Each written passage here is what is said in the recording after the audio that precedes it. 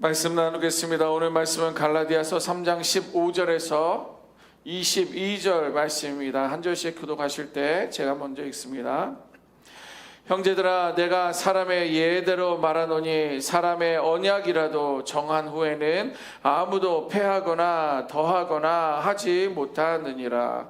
이 약속들은 아브라함과 그 자손에게 말씀하신 것인데 여럿을 가리켜 그 자손들이라 하지 아니하시고 오직 한 사람을 가리켜 내 자손이라 하셨으니 곧 그리스도라. 내가 이것을 말하노니 하나님께서 미리 정하신 언약을 430년 후에 생긴 율법이 폐기하지 못하고 그 약속을 헛되게 하지 못하리라. 만일 그 유업이 율법에서 난 것이면 약속에서 난 것이 아니리라. 그러나 하나님이 약속으로 말미암아 아브라함에게 주신 것이라. 그런즉 율법은 무엇이냐? 범법함으로 더하여진 것이라. 천사들을 통하여 한 중보자의 손으로 베푸신 것인데 약속하신 자손이 오시기까지 있을 것이라. 그 중보자는 한 편만 위한 자가 아니나 하나님은 한 분이시니라. 그러면 율법이 하나님의 약속들과 반대되는 것이냐? 결코 그럴 수 없느니라. 만일 능히 살게 하는 율법을 주셨더라면 의가 반드시 율법으로 말미암았으리라.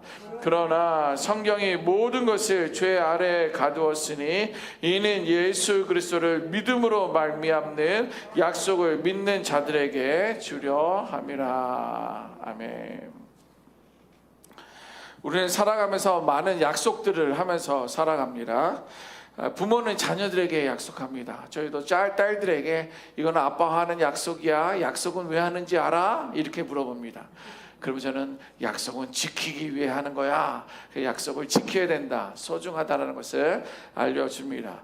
또 친구는 친구들에게도 서로 약속을 합니다. 그리고 국가는 국민에게 약속을 합니다. 나를 대통령으로 뽑아주면, 나를 국회의원으로 뽑아주면 뭐 반장 선거하듯이 그렇게 국민에게 약속을 합니다. 또 회사는 직원에게 약속을 합니다. 여러분들이 열심히 해서 많은 수익을 얻으면 다 여러분들에게 나누겠습니다. 우리 건강한 회사를 세웁시다. 이런 약속들을 한다는 거죠. 자, 그런데 그 인간의 약속은 언제든지 변할 수 있다라는 거예요. 때로는 사정이 바뀌기도 합니다. 또 때로는 마음이 바뀌기도 해요. 처음 가졌던 약속과 달리 이제 나중에 마음이 바뀌기도 한다라는 거예요. 때로는 그 약속을 지킬 만큼의 능력이 부족하여 지키고 싶지만 지킬 수 없는 그럴 때도 있다라는 것입니다. 그러다 보니까 우리는 약속을 쉽게 믿지 못하는 시대를 살고 있습니다. 아유, 또 뭐 어길 텐데 그냥 말이겠지 이렇게 생각하기도 한다라는 거예요. 그런데 성경은 하나님을 설명할 때 하나님은 신실하신 하나님이시고 반드시 약속을 지키시는 분이다라고 우리에게 소개하고 있습니다. 오늘 본문이 바로 그 하나님을 소개하고 있습니다. 15절에서 18절 말씀 보면 하나님의 약속은 인간의 제도로 말미암아 변경될 수 없다라는 거예요. 바울은 먼저 인간의 계약이 어떠한 것인지, 그 계약이 얼마나 중요한지 바꿀 수 없는지를 성경을 통해서 소개하고 있습니다. 15절 말씀 한번 보시겠습니까? 15절 제가 읽어봅니다. 형제들아, 내가 사람의 예를 들어 말하노니 사람의 언약이라도 약속이라도 정한 후에는 아무도 패하거나 더하거나 하지 못한다 라고 바울이 이야기하고 있어요. 당시 계약, 오늘날도 마찬가지지만 당시의 계약은요 매우 엄격했습니다. 그래서 한번 체결된 계약은 다른 사람들이 임의로 이 계약을 수정할 수 없었던 그런 강력한 그런 시대를 살고 있었습니다. 그러면 하나님께서 계약하신 것, 하나님께서 세우신 언약은 어떤 것일까요? 어떤 것이었을까요? 하나님의 약속은 무엇일까요? 그래서 오늘 본문에도 나오지만 하나님께서는 먼저 아브라함에게 언약을 주셨어요. 약속을 하셨다라는 것입니다.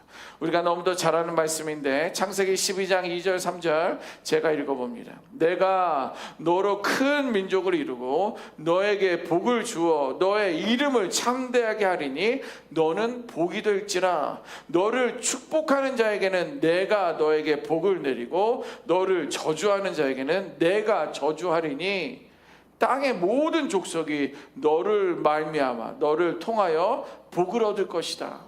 이것이 아브라함에게 주셨던 첫 약속이고 이 약속이 우리에게도 이 시대에게 주신 약속이기도 합니다. 그런데 하나님께서 이것을 아브라함에게 주신 이 약속은 오늘 성경에 보니까 율법보다도 430년 전에 주어진 거예요. 그러니까 하나님께서 아브라함에게 약속을 주시고 430년이라는 시간이 지났을 때 모세오경이 나왔다라는 거예요. 왜냐하면 모세오경을 우리는 율법이라고 이야기하니까. 그러니까 약속이 먼저 있었고 그 다음에 율법이 우리에게 주어졌다라는 거예요. 그런데 바울은 이 이야기를 합니다. 나중에 주어진 이 율법이 먼저 주어진 하나님의 약속을 무효로 바꿀 수 있느냐는 거예요. 결코 그럴 수 없다라는 거예요. 야, 너희들도 약속을 하고 계약을 한 것은 반드시 지키고 어느 누구도 수정 못하게 되어 있는데 하물며 하나님께서 주신 약속이 있고 430년 후에 세워진 이 율법이 어떻게 이것을 바꿀 수 있고 어떻게 이것이 지배할 수 있느냐? 그럴 수 없다라는 것을 바울이 말하고 있어요. 그러면 바울은 왜 율법과 약속을 비교하고 있을까요? 그 이유는 구원 때문입니다. 구원 때문이에요. 하나님은 율법을 통해서 구원을 계획하신 것이 아니에요. 하나님은 아브라함에게 주신 그 약속으로 말미암아 구원의 역사를 시작하셨던 것이고요. 그 약속을 예수님 때에 이루셨다라는 것입니다. 그것이 은혜입니다. 그렇다면 왜 오늘은 우리들의 신앙은 어떻습니까? 우리는 신앙생활을 하면서 은혜보다도 행위를 앞세우며 살아가고 있지 않느냐는 거예요. 앞에 말했던 약속은 복음이고 이 복음은 하나님의 은혜로 주어진 거고 430년에 주어진 것은 우리들의 행위를 강조하는 건데 우리들의 믿음의 생활, 신앙생활은 이러한 은혜를 붙들고 믿음으로 살아가기로 하기보다는 우리는 행위를 앞세우며 살아가고 있지 않는지 오늘 우리들도 스스로 진단해 보면 좋겠습니다. 하나님께서 먼저 우리를 사랑하신 거예요. 그래서 그 은혜로 말미암아 우리는 구원을 얻은 것입니다. 내 기도와 나의 헌신과 나의 봉사와 열심이 하나님의 사랑과 인정을 받기 위한 조건처럼 생각될 수 있다는 거예요. 그러나 복음은 정반대입니다. 여러분, 하나님께서 우리를 사랑하셨기 때문에 우리는 순종하는 거예요. 하나님이 먼저 나를 구원하셨고 은혜를 베풀어 주셨기 때문에 우리는 그 앞에 헌신도 하고 또 봉사도 하고 기도도 드리고 때로는 시간과 물질도 내어 드리는 거예요. 우리를 먼저 사랑하셨기 때문에 우리가 순종하는 것이지 우리의 그 순종과 헌신 때문에 하나님께서 우리를 사랑하시는 것은 아니다라는 거예요. 은혜가 먼저입니다. 은혜가 먼저예요. 그리고 그 순종은 은혜의 결과입니다. 이어서 19절에서 20절 말씀은 그러면 왜 율법을 주어졌냐? 목사님, 복음이 있고 은혜가 있으면 이것만 나오면 이것만 붙들고 살아가면 되는데 왜 430년이라는 시간이 지나서 율법을 우리에게 주셨냐라는 거예요. 어떻게 보면 이 율법이 이 은혜를, 이 복음을, 이 약속을 폐할 수도 없고 수정할 수도 없는데 왜 이 율법을 오늘날 우리에게 주어졌는 거예요? 주어졌느냐는 것입니다. 이것이 19절 말씀에 기록하고 있습니다. 바울이 이렇게 이야기합니다. 제가 읽어보면 그런즉 율법은 무엇이냐? 범법함으로 더하여진 것이라. 천사들을 통하여 한 중보자의 손으로 베푸신 것인데 약속하신 자손이 오시기까지 있을 것이라. 율법을 하나님의 약속 이후에 우리에게 주신 이유는 우리의 죄를 드러나게 하기 위하여 주셨다라는 거예요. 예를 들면 이렇습니다. 여기에 거울이 있어요. 거울은요, 우리는 거울을 보면서 우리는 저의 어디가 묻었는지 아니면 옷깃이 뭐가 잘못됐는지 알 수가 있습니까? 알 수 있죠. 어디가 더러운지 얼마나 더러운지 우리는 거울을 통해서 볼 수가 있어요. 그러나 거울을 쳐다본다고 해서 우리의 상태를 보여줄 뿐이지 이것을 거울이 나를 깨끗게 하지는 못하는 거예요. 병원에서 받는 검사도 마찬가지입니다. 시간이 지나면서 우리는 정기적인 검사도 받고 아프면 검사를 받으러 가는 거예요. 검사를 받는 이유가 무엇입니까? 내가 어디가 아픈지, 어떻게 아픈지, 얼마나 아픈지를 점검하기 위한 거지, 검사가 아무리 좋고 좋은 시스템이라 해도 나의 병을 고칠 수가 있습니까? 고칠 수 없어요. 이거 똑같은 거예요. 율법은 뭐예요? 의구 너는 죄인이다. H두네 성도들아, 율법을 보면서 너는 죄인이다라는 것을 알라라는 거예요. 거울과 같다라는 것입니다. 그래서 율법은 내 힘으로 구원받을 수 없음을 깨닫게 하는 거예요. 의사가 이것은 뭔가 문제가 있습니다, 여기가 문제예요 말해주면, 검사 결과가 나오면, 그러면 우리는 병이 치료되기 위해서는 의사에게 치료를 맡기는 것처럼, 의사가 나를 치료해 주는 것처럼 우리는 율법을 통해서 내가 죄인이구나, 이제 나는 죽을 수밖에 없구나, 죄에 대한 어떤 대가를 나는 치러야 되구나. 그러니까 누구를 찾아야 되는 거예요? 예수님을 찾는 거예요. 하나님을 찾아가는 거예요. 하나님, 내가 율법을 보니까 내가 죄인이군요. 내가 어떻게 해야 됩니까? 예수의 보혈로 나를 정결케 해 주옵소서. 나를 구원해 주옵소서. 이 율법을 통해서 나의 죄를 발견하게 되는 거예요. 그래서 결국 예수님을 바라보게 되고 예수님께서 인도하시는 것이 바로 율법의 역할이라는 거예요. 그것을 말씀해 주고 있고요. 21절 22절 말씀은요, 이 약속은 결국 예수님 안에서 완성된다라는 거예요. 아브라함을 통해서 주셨던 이 약속은 지금도 오늘날도 이어지고 있는데, 이 약속은 언제 성취되느냐? 누구를 통해서 이루어지느냐? 예수 그리스도를 통해서 이루어진다라는 거예요. 여러분들도 자녀들이 우리에게 약속하는 거 있잖아요. 아빠, 엄마, 얘들아, 이것은 내가 너희들에게 기다려라. 그때까지 기다리지 않은 듀데이를 주고 날짜를 통해 X표 쳐가면서 그날이 오기만을 기다리는 것처럼, 아브라함에게 주셨던 복의 근원, 세상 사람들이 의구 너를 통해서 복을 받을 것이다. 얼마나 놀라운 축복입니까? 지금도 그러고 있지만 그것이 완성될 때는 예수님이 오시는 때 그 하나님의 약속이 완성된다라고 말씀해 주고 있습니다. 자, 그래서 율법과 약속은 서로 경쟁 상태가 아니에요. 뭐가 위고 뭐가 아래고 그런 게 아니라 경쟁 상태가 아니라는 거예요. 역할이 서로 다를 뿐이다라는 것입니다.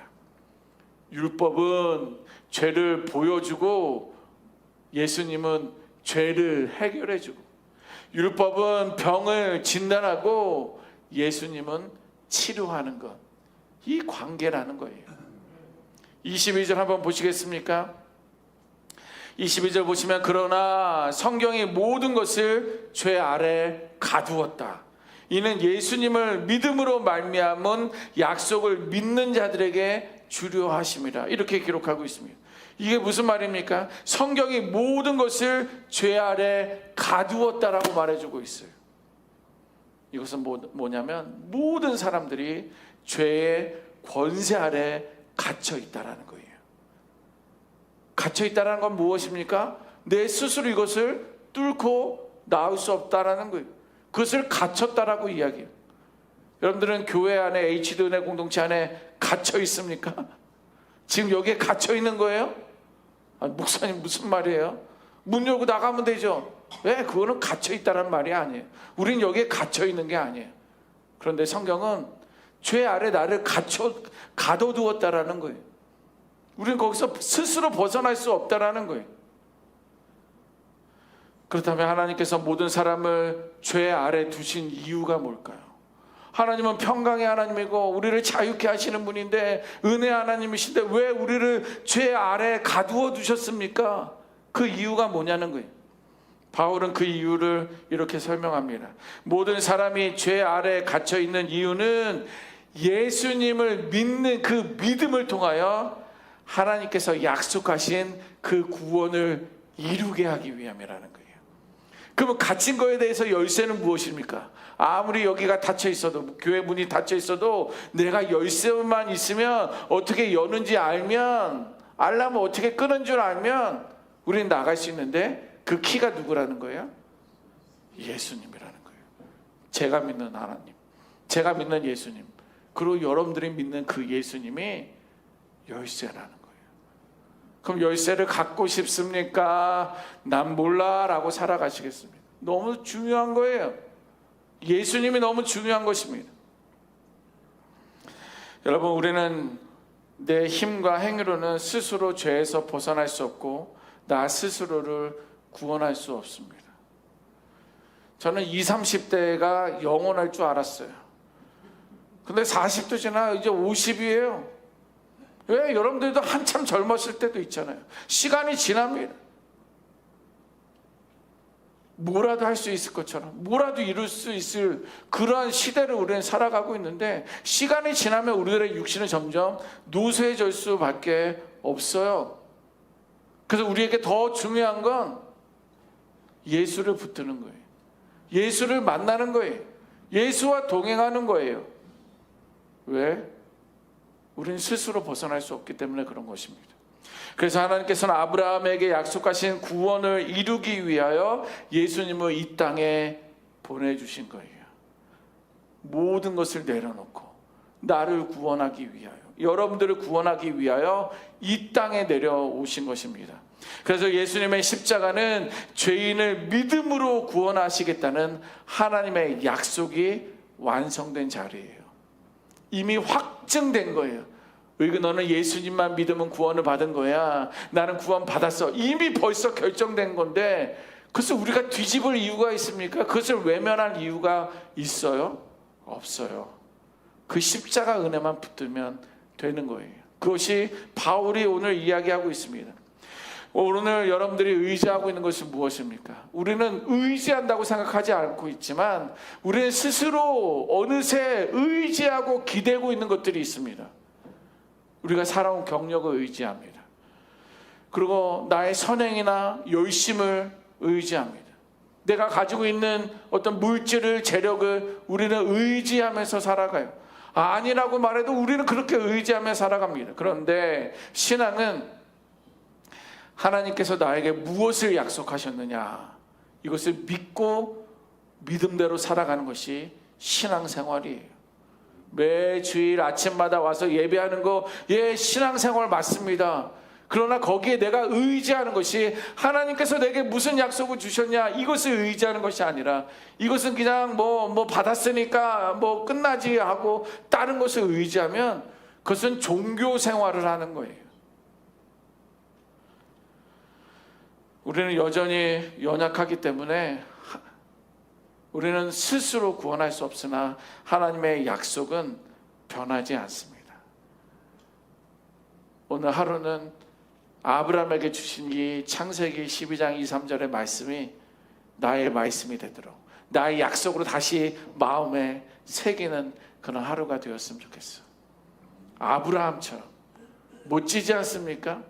얼굴도 본 적 없는 그 아브라함을 우리가 그렇게 소중하게 여기는 이유는 그에게 하나님을 믿는 믿음이 있었기 때문이고, 그 복을 이 시대 사람들이 누릴 수 있고 내가 누릴 수 있다면 그 약속을 늘 기억하고 그 하나님을, 신실하신 하나님을 신뢰하며 믿음으로 살아갈 수 있는 우리가 되어야 될 줄 믿습니다. 우리는 믿음을 변하지 않는 하나님의 약속 위에 서 있어야 되는 거예요. 약속의 성취이신 예수님을 바라보면서 은혜를 힘입어 순종하고 약속을 의지함으로 담대히 살아갈 수 있기를 주님의 이름으로 축원합니다. 아멘. 기도하겠습니다.